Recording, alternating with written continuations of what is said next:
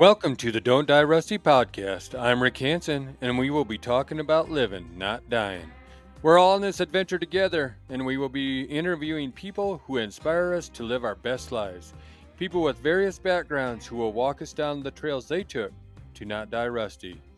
Adventure in life are many things to many people. It could be a sprint or an endurance race, but with each adventure, we become a better version of us. We hope you keep chasing those dreams, being the best you, and of course, don't die rusty. Well, hello, Don't Die Rusty Nation. I am here by myself because Ricky is busy at the moment, so your co-host Ricky Bruley is not here, but I am here with probably one of the most requested people to come back on that we've had, actually. Dara Parker, and this time it's just Dara all by herself, so I hope she's prepared to spill the beans on things. I'll do my best, Rick. I'm really happy to be here. Thank you. Yes. Because when we did the podcast with you and Tommy, I mean, so many people said, I want to hear about Dara. Well, I'm surprised to hear that. I kind of like to stay in the shadows most of the time and let the spotlight be on other people. So I'm very flattered that people are wanting to hear from me in the first place. Well, and I feel lucky because I get to talk to you. I mean, and I get to call you friends, so we have more conversations than just on a podcast and stuff like that. But we have been doing, and we'll get into stuff, but everybody thinks that they want to know your perspectives on some of the things we've been talking about on the podcast, because we have been talking about if you had 24 hours to live, would you be panicked or would you be at peace? That's a great question. I It, personally, so I used to run a council on aging for our county. And so I was the lady that you were seeing if you were at the end and didn't know what to do. A lot of times people would come see me. And so I got really good at promoting having your affairs together before that. And I mean, that's not what it's all about per se, but a lot of people do panic about that right at the end. I feel like in general, when I'm given a choice, I work a lot, but if there's any, like, I make sure that I have family time, and that is the most important thing to me. And so I feel good about it. I feel like I'm doing what I'm supposed to do as a mom and wife, and that everything would be okay. Yeah. you're making me smile here, Dara, because so many people think about the death part. They don't think about, am I doing the good things now that if something happened to me, that the people around me know? Because, the reason I posed that question was it's not about the death part. It's about what are we doing now to make lives better for the people around us and other people. That's why I think we love talking to you, because you're so intuitive. Well, thank you. I've been around death a lot my life, and so it has made me have to come to terms with it a little earlier than a lot of people want to, I think. So it's an interesting subject.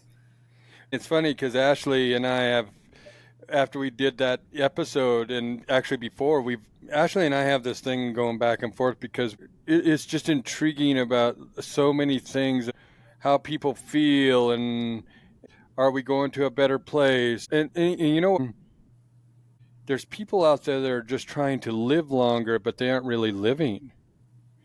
And I like to live, and I want to be the best person I can be, but I'm not. I don't know if I would take a magic potion to say you're going to live to 200, because the people that I'm around now are the people that have influenced me the most. Mm-hmm. So anyway. Yeah. I wouldn't want to live past my allotted time either. Even the women in my family on both sides are very, very, up until a few years ago, I had 3 great grandmothers and I just turned 35. And so the women in my family are very, very long lived. And it seems like 100 is about enough time from their experiences. Like Yeah. they were ready, I think, when their Yeah. time came. But that's a long time. We don't all have that long. No. That's why you got to So, live every day, like, and really try to feel your existence every day. yeah, and not die rusty, you know? Yep, exactly. So, anyway, you know what? I started that off with like that, but I know a little bit about you, but I mean, you from graduating high school to adopting 4 kids to let's hear the Parker story. You can tell us what you want, or you can leave out whatever you feel you want to leave out. It doesn't matter. But my gosh, it's funny how people pick out things, and that was one of the things picked out when we did the one in Utah. Is like, holy moly, she has it going. She has got it together. So let's hear a little bit about Dara Parker. Sounds good. Well, so I was raised in Montana and I lived across the pasture from my grandparents, and we had horses. And our big thing was that we would pack into the mountains every year for a couple weeks at least or longer and go hunting. My grandpa was a airline pilot for the Forest Service. He flew lead plane, and before that, he was a smoke jumper. And he is the main reason, him and my grandmother, for all of my adventures growing up. We did things for fun, like, cross country, skied into somewhere, or flew into some little airport in the back country where we had to clear logs and clear the path so other airplanes could land safe. And, it was just a really interesting childhood that made me very confident in my abilities because I was helping and doing things all of the time. And so I'm very grateful for my parents and grandparents that I had that kind of upbringing. And I met Tommy, my husband, who you guys probably have listened to our other podcast. I met him when I was 6 years old in first grade. He had the same adorable cowlick and like mischievous grin that he does now. And yeah, we were good friends growing up. It's a really small town. We just got our third stoplight actually a couple months ago. So yeah, so we knew each other really well. We never dated in high school. And I actually left high school a year early. We had a bunch of foreign exchange students in our small little town. And I wanted to be a foreign exchange student, but realized that there was no way I could come up with $20,000 as a junior in high school to go do that. And so I studied other languages online, and I found a host family, and I went and was an au pair in France and Germany for a while and finished my school actually online through BYU high school program. And it was like a correspondence course. Now it's like beautifully laid out on the computer. It's a wonderful program if anybody is looking for some alternate high school education. So that tells you how long ago that was. But it was really good. I came back to Montana and I was ready to go. I was going to go to the University of Montana for a year, and then I was set to go to Chile the next year. And instead, I met my first husband, and he had 4 little kids at the time.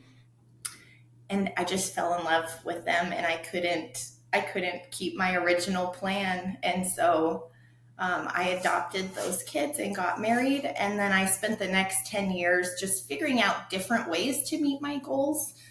Because I knew I wanted to graduate from college. I think I'm the first one in my family to graduate from college. And so that was like a big goal of mine.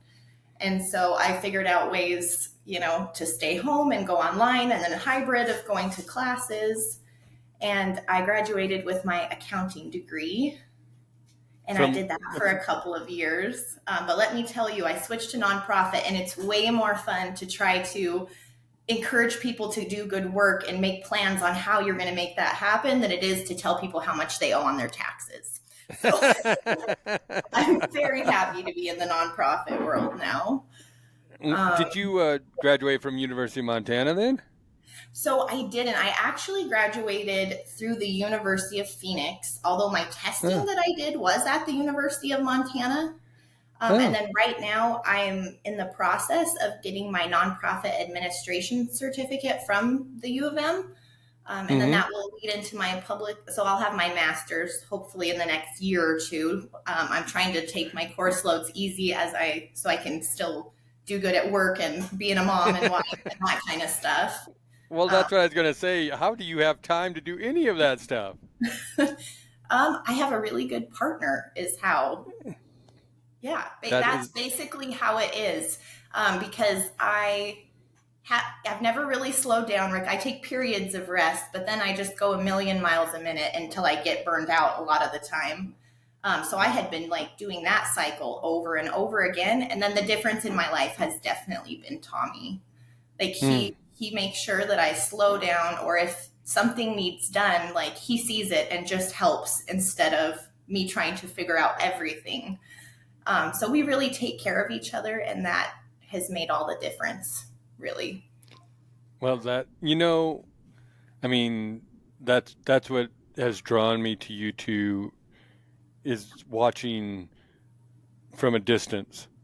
It's more fun for me to watch people from a distance and see the positive effects that you make on people. And I see that with you and Tommy because of not just because of what you are doing, but your interaction with each other. Yeah, and I think both of us are just so appreciative of each other that other people can see that. So that makes me happy that you can see that, Rick. I'm very Mm-hmm. grateful for him. How did you become? I mean, we all have hardships in our life, and I don't know if it's a hardship or what, but you are one of the people I go to that I think thinks somewhat similar to me in the philosophical senses of the world. I was reading a lot of Buddhist literature, I was reading a lot of other things like that, and I look at the world in a different way. And I mean, I read stuff, but I didn't really listen. I wanted to say I read this book or that book, but then probably 20 years ago, I thought, you know what? Why don't you start really looking at what you're reading and instill that in your life? Don't just say, I read that, just do it. So, what has got you to be this person? Like I said, if I had a philosophical question to ask anybody that I know, you're the first person I would go to. I appreciate that, Rick. I think it's kind of a mix because I have had a very wonderful life. I have a very good family, but I also live in a place that's really struggling. Um, oh my gosh, I didn't realize I would get emotional already, Rick. Yeah, we have a lot of alcoholism and meth use here. And so, like, by the time I was in high school, when I graduated, I had lost more friends than I have on my fingers. Like, I had lost over 20 friends by the time I had graduated high school to like drugs or suicide or car crashes. And that's just all of us around here are losing people a lot. But I think that really makes you grow up. Grow up and take the time to really look at that kind of stuff. But then everything else isn't a big deal, right? If there's these Hmm. really big things that are going on constantly, you either become apathetic to it or you want to understand it better and make peace with it, right? And Hmm. so, yeah, I chose to try to understand it, and it's been really hard, and I'm not going to say like I have it all figured out or anything. Um, but when we were talking about death earlier, I think a way for you to live forever is to be a good human and affect all of those people around you, especially your children, especially your children. But yeah, everyone else matters hugely too. But that ripple effect of you being yourself and putting that good energy out into the world, like you just can't even imagine how far it goes. And so that's been like my saving grace, is just to get up every morning and try to put as much good into the world as I can. And that makes me feel better and feel okay with things, because I'm like, at least I'm trying to manage what I can manage, because there's so many things in this life that you just have no control over.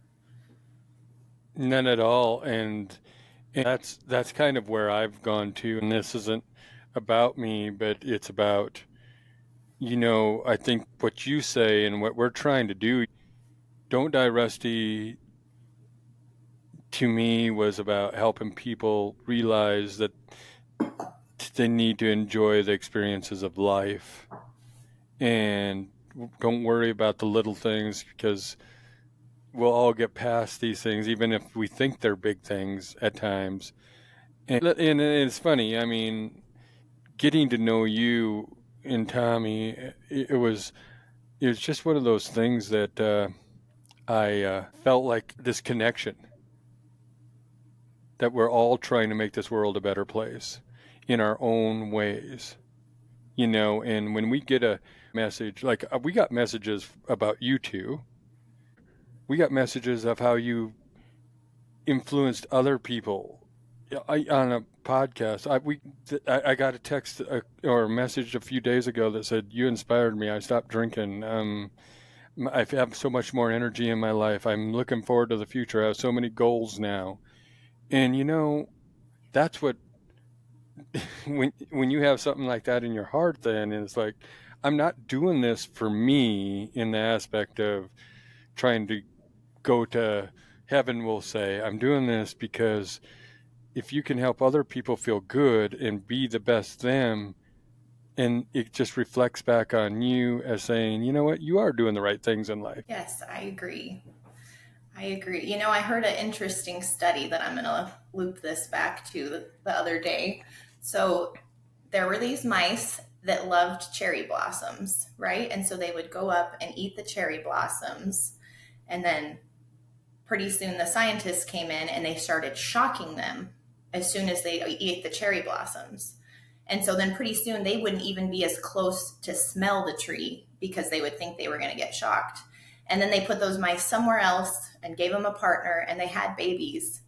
And the babies couldn't smell cherry blossoms or they would run away. And that happened for 7 generations before a mouse was brave enough to try another cherry blossom. And so the reason I'm saying this is because if small amounts of negative things can impact us that much, there's no reason to ever be negative if you can help it. Like, we all have our bad days, but we all got to find ways to process our negative emotions in a healthy way. And then just try to put out as much good as you can, because it takes a long time to recover. And don't be hard on yourself if you feel like you're acting weird and you're like, I want to do these good things, but I just don't know why I can't. Like, there could be past stuff going on that maybe you just don't recognize yet. So be kind to yourself. Be kind to yourself as you're trying to be kind to others is a good lesson to learn too. Because I don't know about you, Rick, but I've gone too far the other way at times where it's at like the expense of your health. You're trying to help everyone else at the expense of your health as well. So there's got to be some kind of a balance there. But that was a very interesting study. So thanks for letting me ramble about it for a minute. No, it is, because I have gone too far into that because I've I didn't say why I was doing things, and it hurt. Like, I'm helping this one person out over here, but I'm not telling this person over here why I'm doing it. Yeah. You know what I mean? And they don't know why I'm being stubborn, but I'm trying to be a good person. But sometimes, sometimes it goes the wrong way at times. But if everything's meant to be, it'll come back around. That I fully believe that. Life is so circular. I keep learning the same lessons, but a little bit more every time. And it's so funny how situations and everything is just so cyclical. Yeah, so if you're ever really not feeling good and at your lowest point, don't worry, because it is all cyclical. You're gonna feel good again. You will. I know you still have the adventurous spirit, because I see you all over the doing stuff with the nonprofit, and I see you and Tommy going on adventures, and the kids, and just enjoying life. You talked about your grandparents and parents taking you on adventures as a youth. I think there's moments over money. There's memories over that stuff, and I like, how do you keep that in your life, I should say? Rick, that's a really, really good question. And we were we have been extremely blessed the last couple years to work with the nonprofit Warrior Rising, who has had a lot of events all throughout the nation. And Tommy became an auctioneer. And then, of course, my background is in nonprofit work. And so event planning, grant writing, strategic planning, that kind of stuff. And so Tommy and I homeschooled our son. And, he had agreed to this and wanted to be homeschooled. And we took off and we just, we were able to work and mix family time. And so sometimes that's the way you got to do it to be able to afford to do it in the first place, right? Sometimes you have to mix work and pleasure, but then we live in such a beautiful place. We do really try hard to go fishing and go bird hunting and go for hikes together. And so we try to enjoy our home when we're here too. And those feel like outings because we're not home a lot, part of the reason too. So I would say that it's a delicate balance of figuring out what would be great for family time, what we can afford to do, and then how we can make it happen. I think nobody should ever go into anything thinking that it's impossible, where even if you want to, wherever you want to go, don't go into it thinking it's impossible, because it's amazing just with, I can't tell you how many like weird backstage places we've been or things we've gotten into we weren't supposed to because Tommy started chatting someone up. You know what I mean? Oh, I do. I believe that. Make conversation with those strangers, really experience your travels. And that's a good way to do it. I know you're really good about visiting with new people, Rick. Like you said, I have no problem talking to people, but I like the great conversations you might strike up. You never know where you're going to go. Well, I think part of that, Rick, is that you're comfortable with failure if something doesn't work out. I think what gets people is that they are scared to fail, when really everyone should be trying to fail every day, because that's how you learn and grow. Like, it should be a goal you should sit around the dinner table at night and tell your loved ones what's one thing you failed at today, because that means you tried, That is very true. I walk up to people and we may have different interests, or they have no interest in talking or whatever else, and you just walk away and say, well, their loss, or we just didn't connect, but then two more people might connect with you, and then you have two new friends. Because Cindy just laughs about, we can be in an airport somewhere, or we can be wherever. And like, that person? Well, yeah, I do. And that's the same with you guys, like I said, it's so good to go to these places and the tax to hang out with you guys, and and people miss you when you're not at attack. You guys, I don't know if they miss me. They miss, Dara and Tommy, but I don't know about Rick. But Rick, you're a staple. You're a staple of that. but no, those are the things that people need to learn. Is, I think so, because of maybe phones and texting, people are afraid to talk to people. And so, what made you decide to go to? I'm going to swing back, and now I'm going to make another big circle around. But how did you decide to go to Europe? Okay. Well, actually, it was just where most of the foreign exchange students that I was friends with were from. And so I was 17 and headed over there alone. And I thought that I should go to a country where I knew a couple other people in case something happened. I had someone to call. And so I lived in Germany for a little while, and then France as well. And it was an amazing opportunity. I made friends and went to the United Arab Emirates when I was there.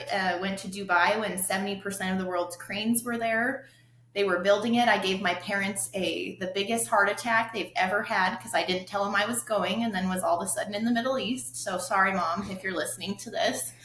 But I just love to travel. I've always had kind of itchy feet. I'm a homebody when I'm home, unless I'm outside in nature for the most part, or at a kid function.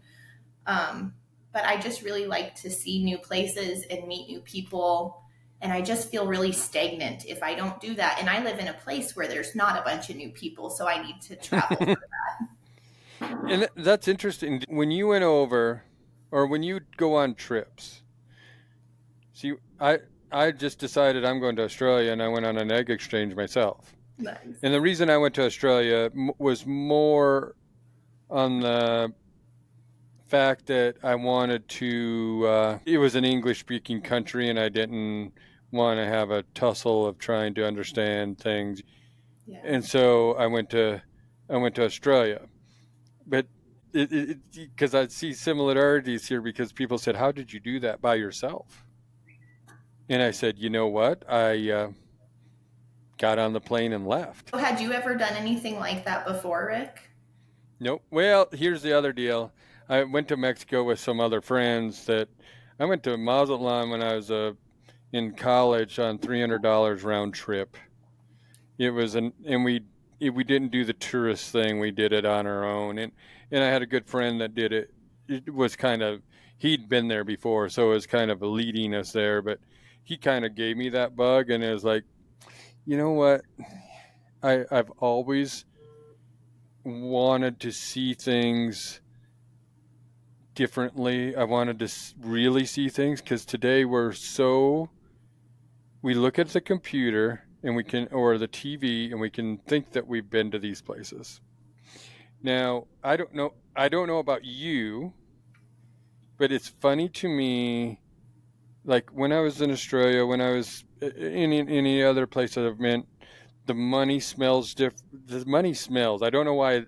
I don't know why I have this thing, but or you get to see things from a perspective. And I was talking to a person, was it yesterday or the day before?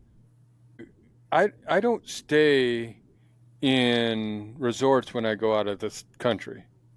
I go to a hotel, and I go to some of the dirtiest places you've ever been. Not so much with Cindy anymore. When you have to protect somebody but yourself, that's a different story. But I've been places where I've had guns pointed at me. I've seen people shot. I've seen shacks that people live in. And you come back with a different point of view of life in America. I mean, it's crazy. Yeah, you do. And I think the biggest thing that I noticed about like being in the Middle East too is that, I didn't get nervous about it, which was really silly though, until I was sitting in the airplane and realized I was the only one that didn't have a turban on, and I was the only female on the whole flight. And then I was like, what am I doing? But you know what? It ended, and I know that it could have gone a different way. Like I work with a lot of special operations guys in my nonprofit work right now, and I've heard terrible horror stories about them trying to get kidnapped people back. But it was not like that for me at all. The people, both the men and women that I met over there, were very, very generous with their time, and took time to visit with me and explain their culture. But I usually had to make the first ask, which was interesting. But I think circling back to your first question, when I was younger and had all the horses and would go in the backcountry and that kind of stuff, if we weren't doing that, I was working with the horses. And so I would take off and leave and go into the mountains by myself as a little kid on my horse. And I mean, I don't know if I can think of anything else where you're so alone when you're back there in the mountains, so I think that's one of the reasons that I'm comfortable with traveling, is because I grew up feeling like I was alone at times and had only myself to depend on, which was true. That, we didn't have cell phones. No one knew where I was at the time in the mountains. Yep. And so like I said, I'm very thankful for that, because I got to have these amazing experiences and make some really good friends that I think I might have been scared to make, just growing up in my small town and listening to the news channels. So don't be scared to talk to people about how they're different, and then circle back to how we're the same, because it's always it's always amazing how similar we are, even though we're all so different.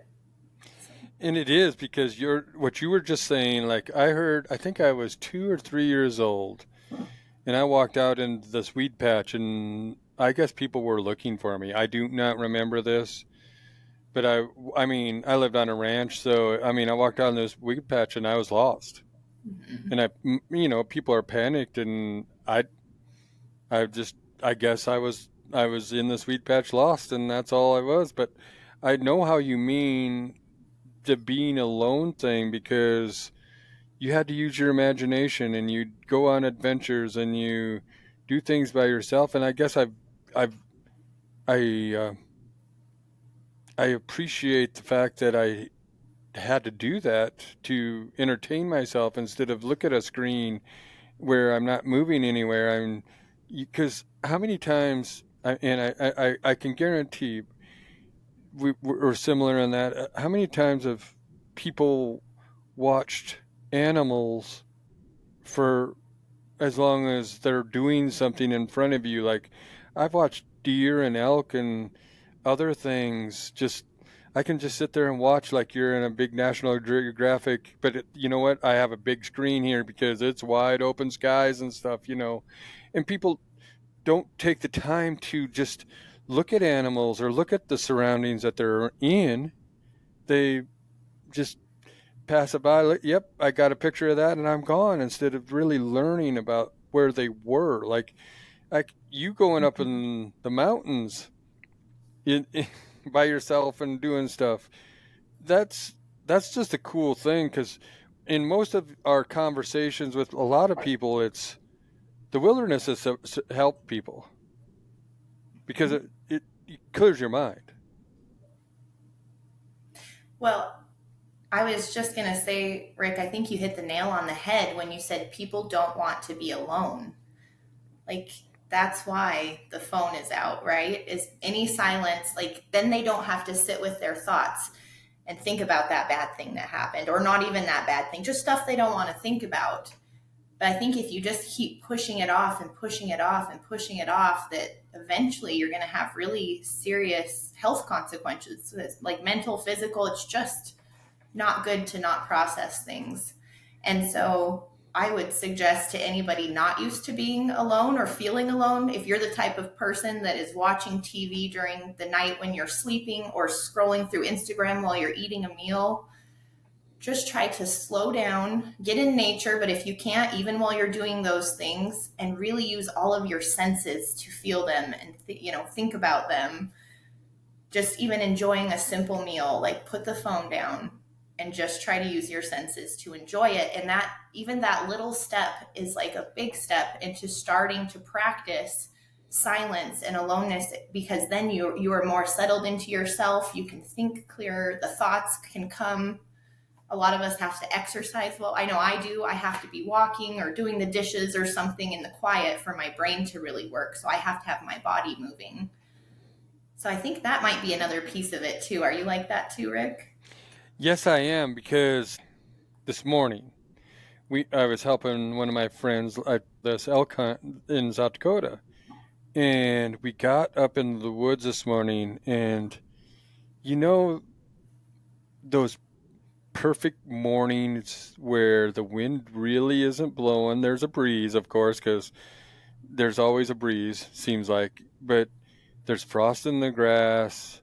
The air is. I try to explain this to people because there's so many people that don't want to get up and just experience this. But I love early mornings because I think it's the best part of the day for me because it's quiet and nobody's bothering you. But yeah, the census, and then so many people don't realize you can smell elk before you see them, or you can hear the birds chirping, and I mean, they don't take in or the aspen leaves that are still on the ground or still on the tree, or they just don't look around. And that just energizes me as the sun's coming up and the glow comes off of that, or the steam, or like today, the steam coming off as the frost is starting to thaw. it's a surreal moments to me, but and I was wondering, do I need to do this all day, or is like half a day, which I did today, is that enough for me? And some days I think, you know what? Because you were out there and experienced it, at least you feel something up. You like sometimes maybe you have a higher pressure on the water, the soul filling hose, and some days you might need that all day experience. But I was filled today. Like it was like, you know what? I'm seeing this. I'm going to talk to Dara Parker. This is the most amazing day. I'm glad you're having a good day. I get to go. I get to talk to you and then pick up Tommy from the airport, so I'm having a good day too. Well, that's good. Yeah, so what are your most favorite adventures, and what piece of, well, we'll do that one first, and then I'm going to write this one down here so I remember the next Okay. question. Sounds good. Um, One of my favorite adventures with Tommy, which I think he might have talked about on the podcast last time, I'm not sure, but someone told him that he couldn't hike without his chair to a waterfall. Yeah. Mm-hmm. And so it was really incredible to be with him hiking. He's crawling up the trail, right? The storm is coming. It was just such a high energy, you had to act now kind of a situation, that both of us just really felt so alive. That's why they're my favorite, is that really makes you feel alive. And actually now, as I'm talking about this, I realize that the stories I'm going to tell you all have a little risk in them. So maybe the lesson here too is that they need to be a little bit risky. Yep. And it's good to do scary things safely, right? As safe as you Mm-hmm. can. But the other one was probably when we went to Mexico. We went to Mexico and we found some Mayan pyramids that we could go on. And Tommy hopped out of his chair and said, "I'm climbing up this." And so I don't know if you've been on one of those, but it's like climbing a ladder. Like it's that Oh, it steep. is. It's like going I up a know. ladder. And the steps are not as wide as normal or long as normal steps. And so we climbed to the top. I didn't know at the time, but this sweet lady had dropped to the ground and prayed the entire time he was climbing up there. And maybe she helped because he fell down almost partway up. Like I was right behind him, nervous he was going to fall down. And he like turned a little bit and he went to tumble back. And like I got him, pushed him up, because he would just went limp. I don't know if he's like, maybe that'll help the fall, but he just went limp. And so luckily, like somebody gave me some strength because he's way bigger than me, and I was able to push him up. And then we crawled the rest of the way. But I tell you, I was shaking like this the whole climb up and then the whole climb down. But the view at the top of the pyramid in Mexico after that daunting trip was very worth it and cool. So those are Do probably you, my favorite two. And this weekend though, Tommy's going to go run the Marine Corps Marathon in Washington D.C. And so I'm really proud of him for pushing himself, and I'm sure this is going to be one of my favorite adventures because this is the first race he's done in several years. I feel like we have been working so much, we haven't worked on our personal goals. And so seeing him run in Arlington is going to be super special to me this weekend. that would be awesome. Yes. I'll be cheering him on. Thank you.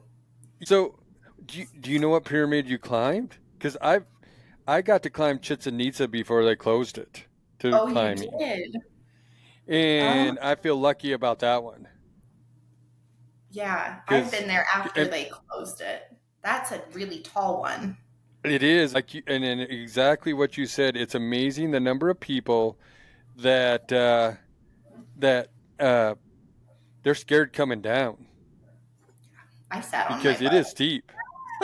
It is Yeah. really steep, and you're going up, you don't really realize it, but coming down, it is steep. So Tommy doing that, that's just amazing. Yeah. It, That whole trip was great. So we took my grandparents, my mom and brother, and then we have so we have 7 kids, and at the time, 5 of them were able to go, and so we took 5 of the kids and one of their spouses, and we went to Mexico. And we did not. I'm like you. I have stayed at resorts once or twice, but it's not my favorite way. You don't really get to experience things that way. Like if No. you're going to just relax, it's perfect. But if you want to actually experience where you are, it's not the best way. And so we actually had booked an Airbnb on the other side of the peninsula on Cancun, or across from Mm-hmm. Cancun, and like by near Merida. And Yep. so I think we saw one other white family the whole time we were there. Like we were in a local place. It's kind of right by where the meteor came. Like they have dinosaurs and stuff there to show that's where the extinction, started. Wow. So, um, but the whole trip, we just visited with people to find out, the people that spoke English or could understand our broken Spanish to find out what to do. Um, and my daughter-in-law found this amazing thing where they used to go get water from cenotes, and they would use burros and pull carts on a railroad track. And so instead now they've made it a touristy thing, except all the other tourists were from Mexico, like just visiting. So this was really fun. So they loaded us into this wagon that was pulled by burros through the Mexican jungle, and then we would have stop offs to go into the cenotes.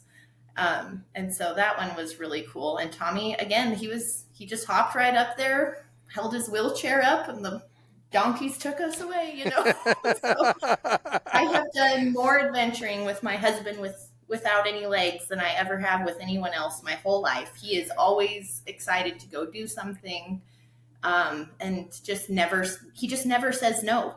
We figure out a way to get it done, and it's been really great. And I see a lot of things that I wouldn't have seen if I wasn't with Tommy.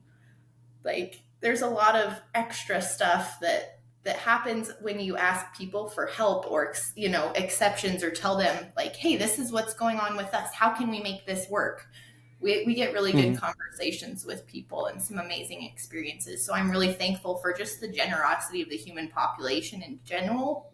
Everyone is, for the most part, just so wonderful when we're traveling. It really makes me have faith in humanity again. Well, that is, I, I, I want to have faith in humanity, and I really truly think that so many people don't realize, or they're maybe too general, but I think the majority of the people are good humans. I do too. And I think it's a lot easier to see that in person. Like we were talking about, when you can read people's facial expressions and body languages, I think so many times things can be misconstrued through phone, text. Even if you're sending a video back and forth, it's just not the same as that instant connection there. And with the phones, like you were talking about, people are watching experiences instead of wondering what experiences they should have. 100%. Because Eh, I, I don't get jealous of anybody doing their experiences, because they might give me an idea to go do some of my own. And I think we can't live vicariously through people. They can give us ideas. yeah. Like I see some things that I want to do, and then I see some things I don't want to do. Yeah. You know what I mean? Like I really don't want to go do that, but I wanted to go do that other thing. Like there's just Mhm. certain things that have, you know, I want to go climb some stuff. I want to go see things. I want to see the Taj Mahal, say, or I want to go see things. I think I'm growing in life, it, and I've been after I went to Australia and I went and did a few other things. I kind of slowed down on. I'm not saying I just haven't adventured as much as I thought I should, because I was spending all my vacation time hunting, Yeah. and now I'm realizing I want to still see these things and do these things while I still can do it. I'm not old and can't do it. You know what I mean? Because I certainly can't say I have the willpower. I mean, I'm talking about aging. That's where I think we need to go in life too. I think that humans need to realize that most humans are good and we don't need to fight people. Yeah. And you made the comment about aging and wanting to travel, and definitely do it now. But also, if you're older, I don't think you should be scared to travel. We live in such an aging population. Oh. Um, I think what's really hard for people is coming, like when you've been a helper your whole life and then it's your turn to get help. You know, even if it's as simple as I could go to Hawaii, but I'm going to have to use a wheelchair in the airport, and to me that's embarrassing. I've never used one before. But when you get to that point where you realize it's okay to ask for help, no matter who you are or what stage of life you're in, you're still able to do all these things. And so it's okay to share your hardship just like you share your joy, I think. Yeah, and I want to travel while I can still do things. Is if there's things that I want to climb. I'm just using that as an example. While I still can do that stuff and not be 80 years old and frail, or like maybe I can't go see that because I've always been. I want to go see things. I've always been that person that wants to see over the next hill too, and yeah, I'll never be afraid to travel, except you have me right now giving you kudos of the Arab Emirates. That's pretty cool. You know what I mean when you traveled there.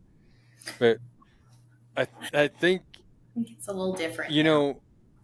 Well, it's certainly different now. And it's funny because like most of the time when I was doing what I was doing, it was I mean I've traveled places not in probably in the last 10 years, but I'm saying that's changed too. But when I was traveling, you were in the 80s, 90s, things weren't as scary as for terrorist parts or anything like that. Now it was because, like I said, I had no problem walking up to anybody, but now it's just a little bit different. So, but I still walk up to people. I really don't care who you are in what you look like, you know what I mean, in that aspect. But I have a question for you now. And I look at you and I watch your posts and on social media, and I know that you are going all the time.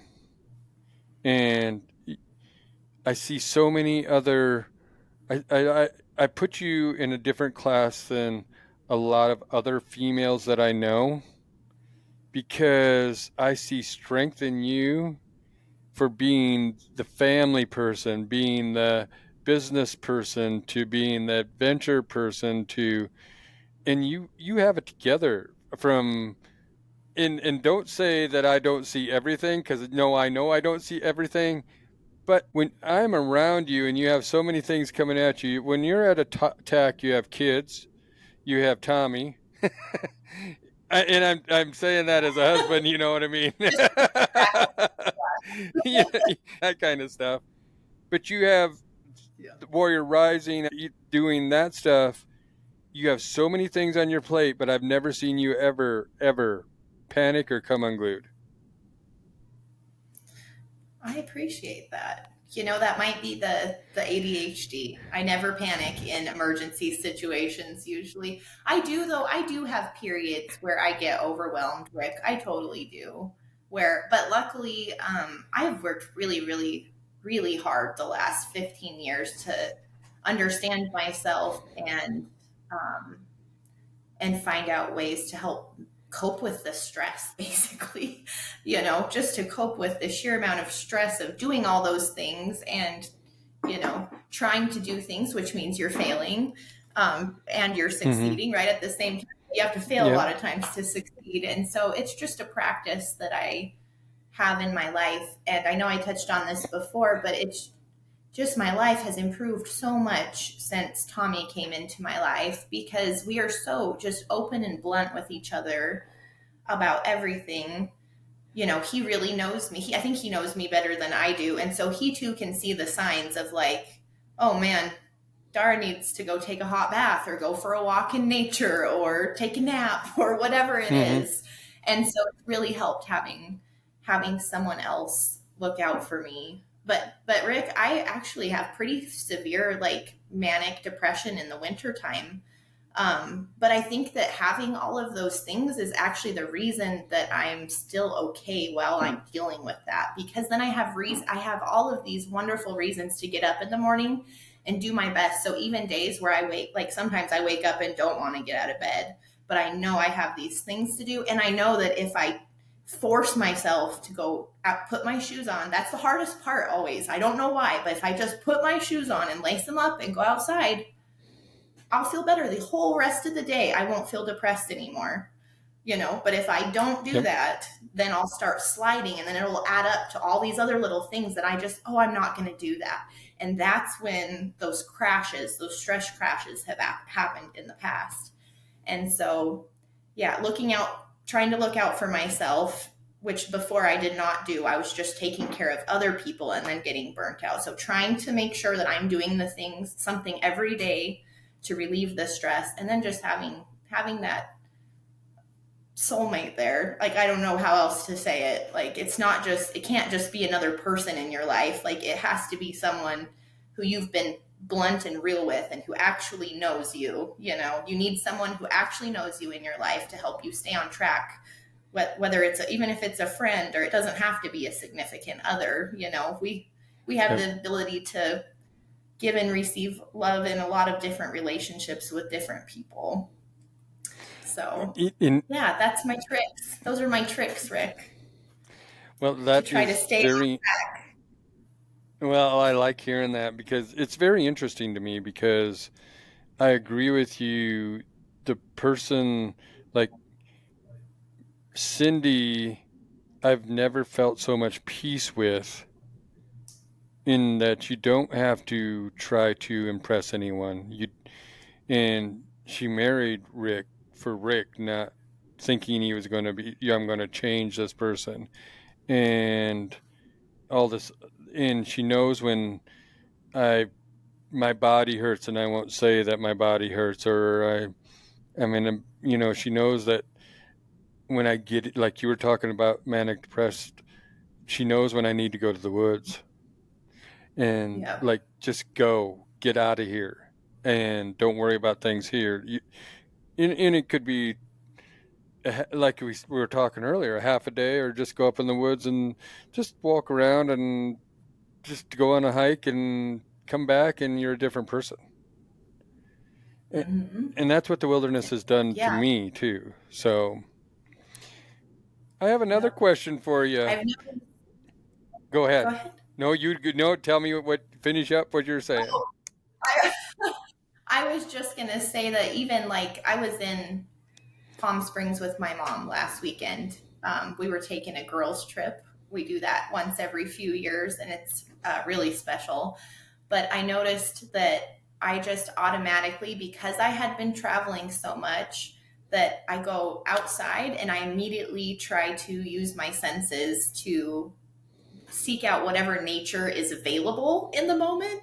And so I was, looking at every cactus and trying to identify all the birds and without my phone, with that kind of stuff. But I had that moment last weekend of just all of a sudden feeling centered. And once you do that kind of stuff, they really do become habits. Like, and you don't realize that you're helping yourself sometimes. It just becomes a habit. And so the hardest part, I always think, is just getting started and staying consistent with things. But then things get better. So They do. So yeah, what piece of advice would you give people about trying to be their best selves? I don't know if this is going to work for everyone, but I just do a massive amount of reflection. Um, I use a journal, and then I'm literally like writing down what I'm doing, how I feel about what I'm doing. And then I'll do that for for a while, and even down to like what I'm eating too, because I've got some food sensitivities. But so how everything that I'm doing is affecting me, is affecting those around me. And I know it sounds super time intensive. It is. You're going to have to not watch Instagram for like an hour every day. But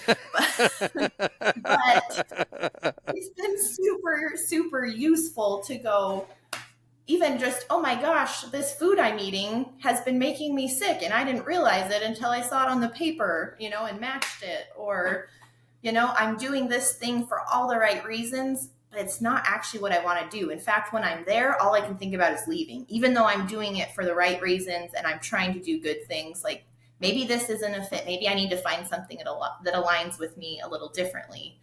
And so I would just really try to be present in your body and in your mind, and just analyze yourself and try to figure out who you are. But don't put a lot of pressure on yourself either. Like, I don't know about you, but have you ever started like a new diet and workout plan and you're like, I'm going to be perfect, and then you're like, this is so stressful to be perfect that I'm just giving up altogether again? Like, more of gradual, slow changes seem to be more effective. So I'd give yourself some time and love yourself, and figure out what you like to do and what aligns with you. And I truly agree with you there, because I think too many people aren't loving themselves. They are trying to be somebody else, and they don't give themselves grace that they aren't perfect. And I think we need to learn that we aren't perfect. And I think we need to learn that each day is a different day, and we can, like you've said throughout this podcast, is we fail today, we can fix it tomorrow. And I've learned that, I've forgiven myself for like certain things that nobody knows, that I just I was hard on myself, and I said, you know what? Why are you hard on yourself? Because it doesn't really matter in the end, and just make yourself better tomorrow.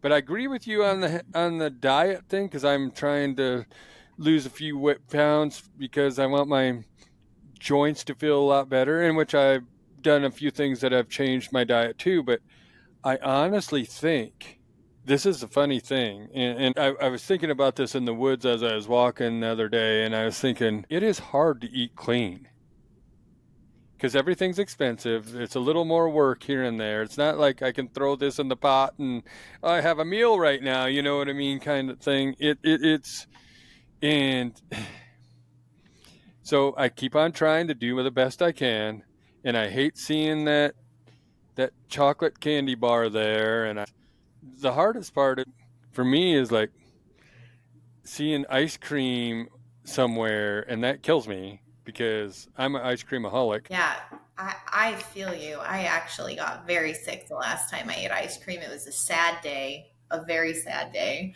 Yeah, I'm not supposed to have a lot of milk or like dairy or gluten, which is almost everything. We have like Yep. vegetables and meat and rice a lot. Um, and I can eat those things like sporadically. But if I eat them all of the time, I will eventually get really sick with my autoimmune disorder I have. And so it's been a struggle. I highly recommend pre-cooking a bunch of stuff and just leaving it, stuff that you can eat quick. You know what I mean? That's just in your fridge. I don't know, Tommy and I mainly, this probably sounds silly, but we just eat a lot of like cold steak or hamburger. You know what I mean? Tuna fish, yep, a lot of protein and vegetables. But we do, and it's amazing how much better I feel when I do that. Because, for example, I was on vacation last week. I'm not going to go to a new place and not try the local food. I'm just going to take some medicine and do the best I can and try to do it. But when I'm consistent, I do admit, like, I almost feel like I'm operating on a higher plane because my brain functions so much better when I'm eating clean. And my body just feels good. And so I felt that I'm working towards getting back to it myself again, going for more walks, making sure I'm not eating cake and pizza and that kind of stuff that makes me sick. So, but it's always a work in progress, and everything's cyclical, right, Rick? Like Everything's cyclical, everything's and cyclical. it is in, I haven't had caffeine in 2 weeks now. Well, how has that journey been? It was tough in the beginning because I thought I'd need it. There's days, when you get off it, I was like, first I had a headache, of course, because I mean, I was probably overdoing it, and I thought, you know what, I'm going to see what happens, and I've stopped doing that for roughly 2 weeks now, and I do get tired in the middle of the day, but you know what? It's funny how there's a lull, and then I get like energy back, and so I feel good Yeah. there, and I sleep great. And I was one of those guys that I could take caffeine and go to sleep. I could have drank a Red Bull and went right to bed, but now it's a sounder sleep. It's like I'm a log or something, and that makes me happy. And and like Cindy's a hippie and tries to help me eat clean. I'm not a squash person, so I don't eat some of her food. But I'm the meat and potatoes kind of person. But and I like broccoli, cauliflower, other things too. But I'm just saying, But that's. I think my mind is getting better. Also, Okay. people might laugh about that, but I think when you start really trying to do stuff, I'm not going to stop living either. And I'm going to stop at Dairy Queen when I want to, but if you don't have those kind of things in your house and they aren't readily available, then you don't do it as much. But it's more of a Well, treat. yes, you're right. I don't know if like when you were a kid or not, but when we went into town and we went to McDonald's, that was a treat. Yes. And if you treat these things as treats and not a staple, then that's I don't look at it as a bad thing to go do the ice cream thing or whatever else. Right. No, I agree wholeheartedly that if most of the time you're trying to stay consistent with your goals, but then you're still taking time to enjoy life in those moments, as long as don't taste that ice cream and you're like, you know what, every day after work I'm coming back. You know, as Yeah, long as you and don't I'm make gonna it part of your routine, you're good. as long as I don't buy a gallon of ice cream and eat it on the way home and it's gone every night, we're all right, But Yeah, but it's an occasional one, Yeah. yeah, So exactly. I know you got to go pick up Tommy here Yeah. here Well, I've soon enjoyed here. speaking with you. Well, I enjoy this too, and I want to. I'm going to talk. We'll have to get you in on one of our philosophical conversations because I truly love having philosophical You said conversations it with right. you. Blah, blah, blah. No. But because I look at us living life, and I look at you living life, and the people around us are better because we're trying to do this to live life. And I truly appreciate you more than you know that you've affected my life. Oh. But you aren't going to get away so easy here because I got to ask you, since the last time I've talked to you, what's the good life to Dara Parker? Oh, the good life is my family being healthy and happy and getting outside every day and just taking time to fully be in the present with my loved ones and in this world. That's the good life. Well, I truly love that because that's another thing we've been talking about too is being present. There's so many people that aren't present, and to learn to be present. Yes, it's been a struggle for me. I tend to live in the future. If you couldn't tell by all my busy plans, that's a lot of in the future living. And I think that's probably why I've talked about using your senses 3 or 4 times now in here, is because that's the way that I ground myself back into the present and into myself. So, Well, yeah. very cool. Well, I truly appreciate being able to have this conversation with you, Dara, because, like I just said, you have affected my life since I've gotten to know you guys, and I look at you as one of those people that I do truly look up to. So, as being one of the good people in this world. Thank you. So, Well, yes. yeah, the feeling is mutual, and I can't tell you how your consistency with posting your sunrise stuff inspires me personally every day. Like the days that I was talking about where I don't want to lace up my shoes, and then I do the bad thing I'm not supposed to do and open Facebook or Instagram, and then I see your sunset picture or sunrise picture, and I'm like, okay, I'm gonna go lace up my shoes now. I'm ready. So, all right. Well, thank you that makes me also for happy. inspiring me. Yeah. Well, thank you so much. And I just feel privileged to be able to have these conversations. So, anyway, well, Don't Die Rusty Nation, we got to know a little bit more about Dara Parker, and I hope that we have her back on here in the future and ask her more questions. And anyway, keep chasing your dreams, being the best you, and don't die rusty. Thank you for listening to the Don't Die Rusty podcast with your hosts, Rick Hanson and Ricky Bruley.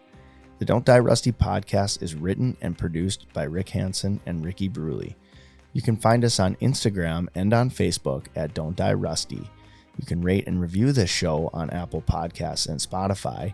You might find your review read on a future episode. Got a question for the Ricks? Send us an email at don'tdierusty@gmail.com. It too could be featured on a future episode.